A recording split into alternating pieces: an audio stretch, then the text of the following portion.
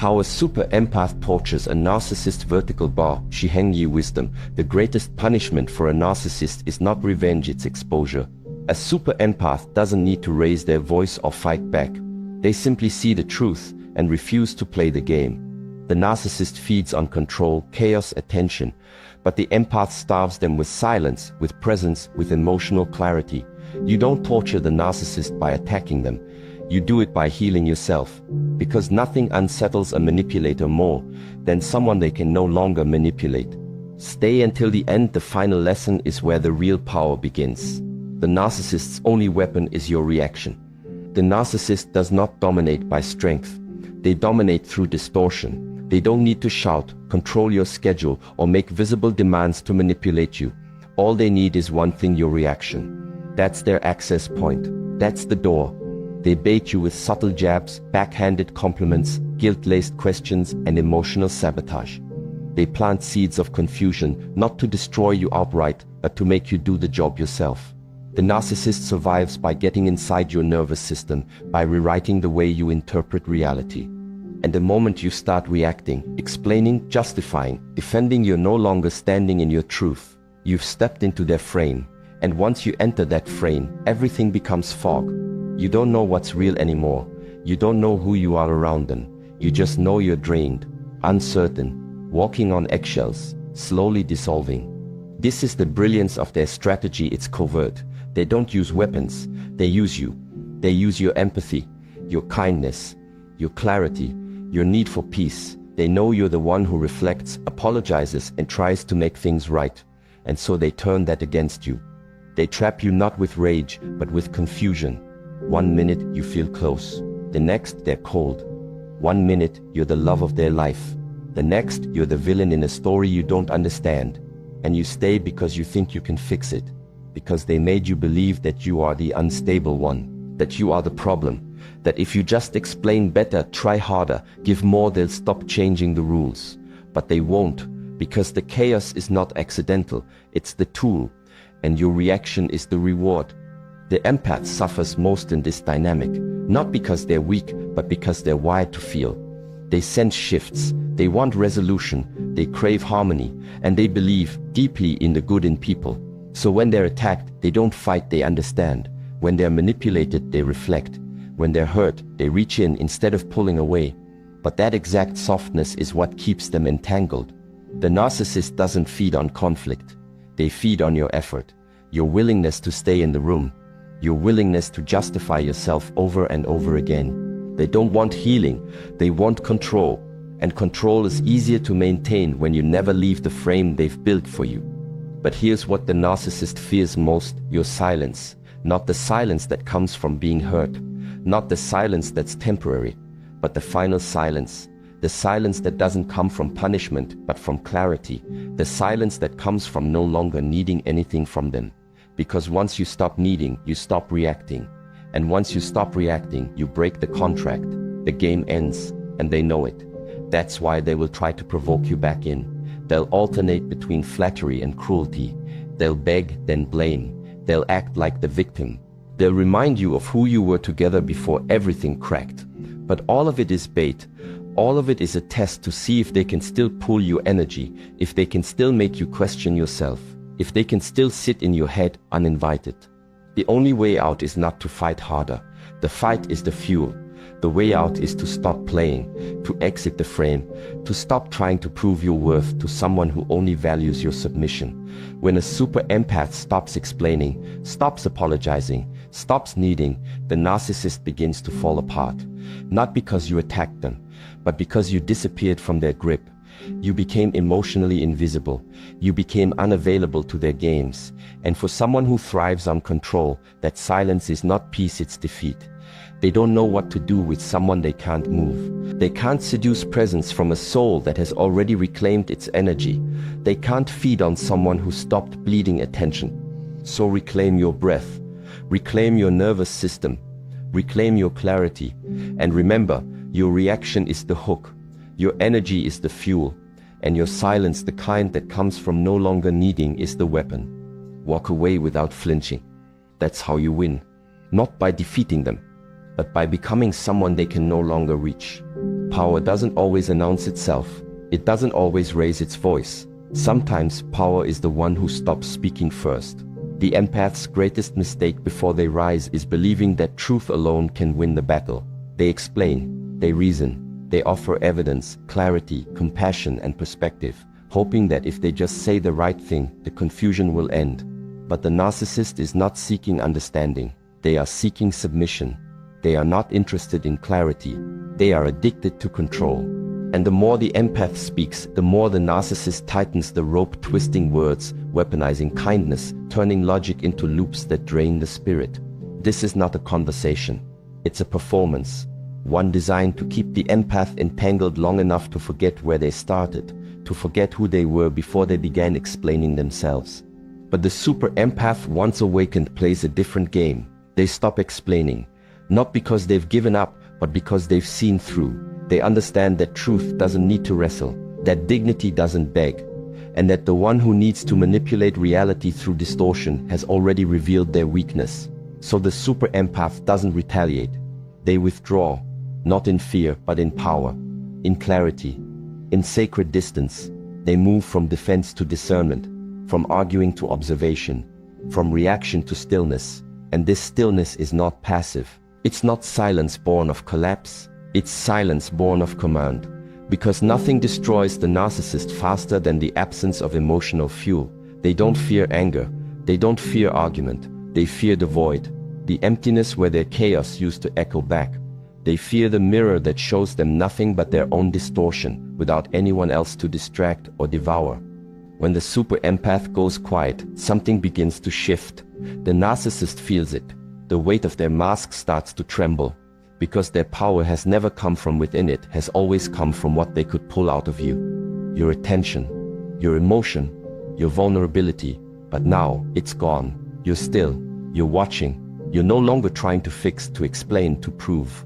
And in that space, their identity begins to unravel. Not because you destroyed it, but because you stopped holding it together. They don't know who they are without your emotional reaction. They don't know how to maintain control in the face of quiet resistance. Because they've spent their life mastering the art of pulling strings, but you've cut yours. You're no longer a puppet in their show. You've stepped off the stage. And now there's only silence. But this silence is not empty. It's full of sovereignty, full of healed boundaries, full of energy you've reclaimed. You no longer live in response to their chaos. You no longer shrink to keep the peace. You no longer mirror their madness in the name of compassion. Because now you understand, not everyone is ready for your softness. Not everyone deserves your attention. And not everyone will meet your depth with depth. Some will only try to control it, diminish it, exploit it. And your power is not in fixing that, it's in walking away from it, completely, quietly, without needing to be understood, vindicated, or even heard. The super empath doesn't win by out-talking the narcissist. They win by becoming unreachable. Their energy becomes clean, focused, untouchable. They no longer walk into emotional ambushes. They no longer carry the weight of someone else's wounds. They've stopped treating dysfunction like a puzzle to solve. Instead, they've become a mirror, silent, centered, and the narcissist. They can't survive that. They can't manipulate silence. They can't twist stillness. They can't feed off what refuses to flinch. So if you are the empath, know this: your silence is not weakness. It is strategy. It is strength. It is the moment you stopped performing for someone else's dysfunction and started returning to yourself. The moment you stopped being baited, drained, and broken and became the one thing the narcissist cannot touch: free. Boundaries are the empath's weapon. A super empath doesn't seek revenge. That idea doesn't even live in their consciousness once they awaken. They don't need to match the narcissist's chaos or prove anything through conflict. Because when they finally step into their power, they realize something far more profound. They don't need to destroy the narcissist, they simply need to become inaccessible. They don't burn bridges out of rage. They build walls out of clarity, not reactive walls, not defensive armor, but quiet, unshakable boundaries made of pure self-respect. The kind of boundaries that don't scream, don't shake, and don't need to justify their presence. They simply exist, and that existence alone becomes the beginning of the end for the narcissist. You see, narcissists don't just manipulate people, they feed off them.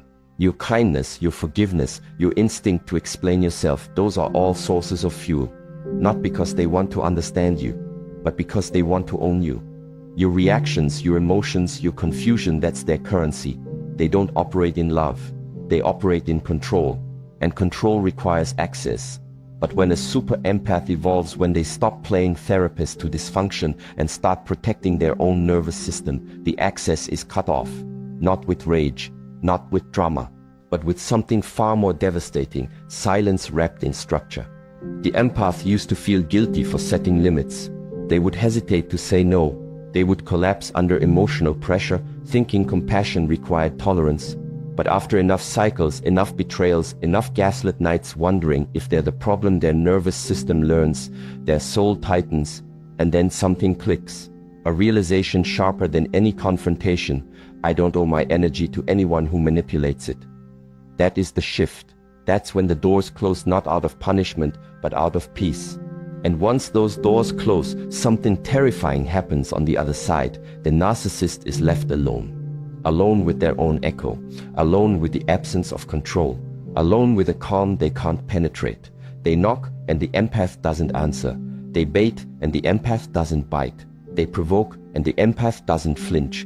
What they used to own, attention, emotional dominance, psychological space, is no longer available. And this silence isn't passive. It's not cold. It's sacred. It's earned. It's the sound of an empath reclaiming their timeline, their breath, their self-concept. And for the narcissist, that silence is not peace, it's starvation. Because here's the truth: narcissists don't know who they are without reflection. They don't have a stable identity of their own.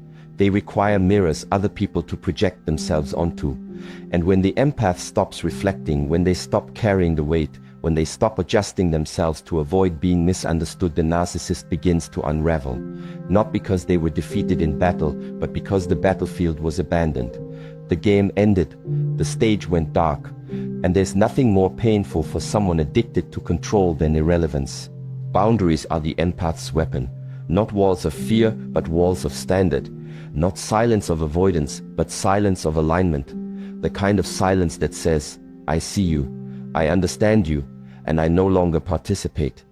It is the stillness that drives a narcissist to madness, because they were built to thrive in chaos, and you no longer live there.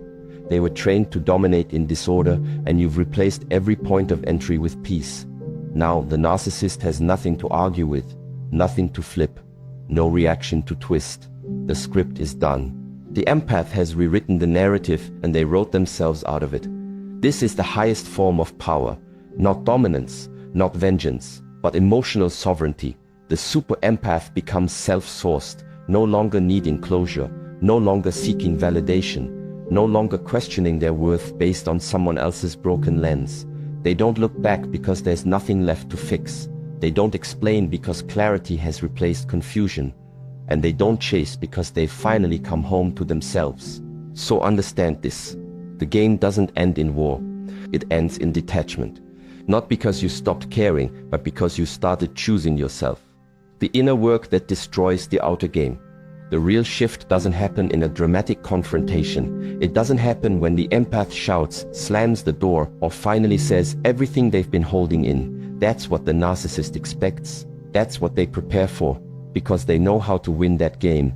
They feed on chaos. They twist words. They flip pain into performance. The more dramatic the ending, the more they stay relevant. But the super empath doesn't play that script. They don't explode. They evolve.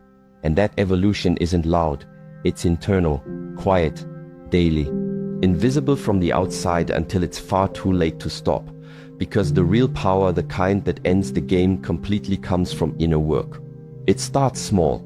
The empath begins waking up early, not to run from their thoughts, but to meet them. They sit in silence, not out of sadness, but out of choice. They stop explaining themselves, not because they gave up, but because they finally understood. The narcissist never wanted understanding. They wanted control. And the moment the empath breaks that spell, not with anger, but with structure, everything begins to shift. The empath builds rhythm where there was once chaos. They create habits. They return to the breath. They stretch their body. They ground their nervous system. And every day they repeat that practice, they become less reactive, less chaotic, less available to the noise. The narcissist, watching from a distance, maybe through social media, maybe through mutual circles, maybe just in their mind, starts to feel something they never expected: irrelevance. Because what they counted on was collapse. They thought the empath would fall apart without their attention. They expected a storm of messages, a cycle of emotional collapse, a series of regretful calls. They expected to be begged for closure, chased for answers, fought for. But that never comes. Instead, they're met with silence. Worse than silence, distance. Emotional, spiritual, psychological. The empath has left the playing field completely. And now the narcissist is left with something they've never truly faced before: their own reflection. Their control doesn't work anymore. Their chaos doesn't land. Their manipulation bounces off. Because the empath isn't playing the role anymore, they've become a mirror.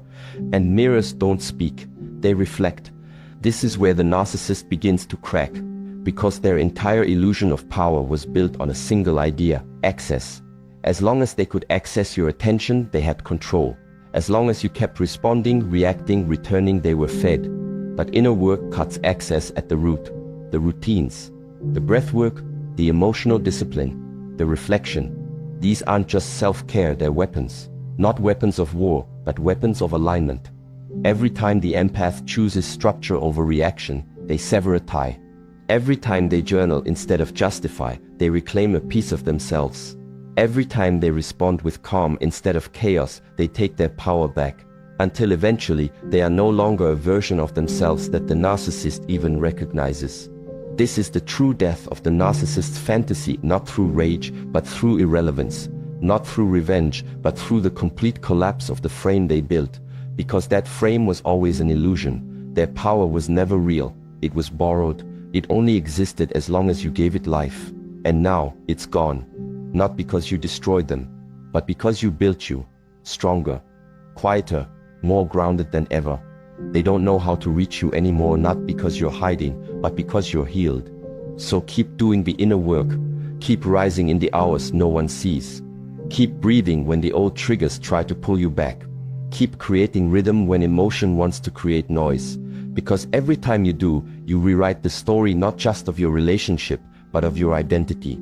You go from empath to alchemist, from victim to mirror, from energy supply to sovereign force. That's what the narcissist cannot touch. Not your presence, not your progress, not your peace. Because the outer game was never real. The inner work is. And now it's all that remains. Emotional starvation is the narcissist's collapse. The narcissist does not operate like most people. They don't draw energy from within. They don't create peace, build meaning, or experience intimacy in the way emotionally whole individuals do. Instead, they survive by feeding on the feelings of others, especially the deep, rich emotional landscapes of empaths. That's their currency. That's their oxygen. It's not love they want. It's not connection they seek. It's supply. Attention, reaction, emotional volatility, those are their resources. And this is why they hunt empaths with such precision. Because empaths feel everything. They give more. They care more. They explain, they soothe, they absorb, they reflect. To the narcissist, an empath isn't just a person, they're a well, a bottomless source of emotional substance, a living, breathing resource. But what the narcissist never expects is the moment the well runs dry, not from exhaustion, not from collapse, but from clarity, from evolution, from the super empath who no longer plays the part, who no longer justifies, explains, or reacts. Because the moment the emotional supply is cut not through drama, but through stillness, the collapse begins. The narcissist doesn't fall apart when you scream. They don't unravel when you fight back. They thrive on that. Conflict feeds them. Attention, positive or negative, is still energy. Even pain is valuable to them, as long as it keeps them in your head, in your heart, in your space. But when they are met with nothing, that's when the true destruction begins. No attention, no validation, no resistance, just a clean, quiet presence, just focused energy, just peace that no longer needs to be explained.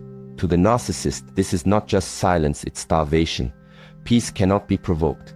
Clarity cannot be manipulated. And when you no longer feel the need to be heard by someone who was never listening in the first place, you become immune to their game. That immunity is the collapse. because their entire identity, the image they curate, the dominance they crave requires a stage. And now that stage is empty. The audience is gone. The story is over. You've walked off not in anger, but in truth. The narcissist doesn't spiral because you left. They spiral because you no longer look back. They can't manipulate what no longer engages. They can't dominate someone who no longer reacts. That absence becomes unbearable, not because they loved you, but because they lost control over you. Narcissists don't know what to do when they become irrelevant. And irrelevance to them is death, not literal death, but ego death, identity death, because they've spent their entire existence surviving on emotional oxygen provided by others. And now the valve is closed, the silence is firm, the peace is permanent, and the game is gone. This is what emotional starvation really looks like. Not loud, not explosive, but still, quiet, unshakable. The empath doesn't disappear in rage. They rise in discipline. They breathe. They move forward. They stop giving second chances to someone who only saw them as a resource. And in doing so, they stop being a mirror for the narcissist's projected image. They become a mirror to themselves instead. And that mirror shows strength, not softness. It shows peace, not performance. And that peace doesn't just heal the empath, it destroys the narcissist. Because nothing breaks someone addicted to control more than not being needed, not being missed, not being relevant. That's what burns the deepest. Not being fought but being forgotten, not being confronted but being ignored. Because in the narcissist's world, silence isn't golden, it's fatal. It means the story has ended. Their name is no longer written in your mind. Their voice no longer echoes in your chest. Their grip is broken not by force, but by detachment. So let the silence hold. Let your peace speak. Don't chase, don't explain, don't return. Just be rooted, clear, calm. That is what breaks them. Not noise, but your refusal to supply it. Because when you take your energy back, you take their power with it. And that is how you end the cycle, not with noise, but with nothing. A super empath tortures a narcissist not by breaking them, but by refusing to break for them. Not by hurting them, but by healing themselves. Not by attacking, but by rising in silence, in focus, in peace. You don't win by becoming like them. You win by becoming you fully, freely, and without apology. In the end, they will beg for access. They will try to return. They will test the door. But the super empath has already moved on. Not with hate, but with peace. And that peace, that is the deepest pain a narcissist can feel. Because it's the one thing they can never fake and the one thing they will never have.